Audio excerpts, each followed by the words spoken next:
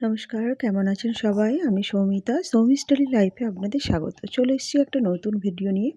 আজকে বানাবো গুড় বাদাম। প্রথমে একটা কড়ার মধ্যে কিছু বাদাম নিয়ে আমরা সেগুলোকে তেল ছাড়াই ভালোভাবে ভেজে নেব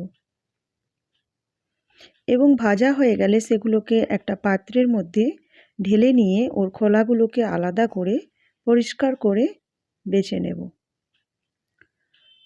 তারপর একটা পাত্রের মধ্যে চিনি দিয়ে আমরা চিনিগুলোকে খুবই সামান্য লো আঁচে গলিয়ে নেব এবং ফুটতে আরম্ভ করলে আমরা ভেজে রাখা বাদামগুলোকে ওর মধ্যে দিয়ে দেব। তারপর একটা পাত্রের মধ্যে সামান্য পরিমাণে আমরা ঘি মাখিয়ে নিয়ে আমরা বাদামটাকে ঢেলে নেব এবং কিছুক্ষণের জন্য ঠান্ডা করতে দিয়ে দেব। তৈরি আমার গুড় বাদাম। কেমন হয়েছে অবশ্যই কিন্তু জানাবেন। ভালো লাগলে আমার চ্যানেলটা অবশ্যই কিন্তু সাবস্ক্রাইব করে দেবেন। ভালো থাকবেন, সুস্থ থাকবেন। ধন্যবাদ।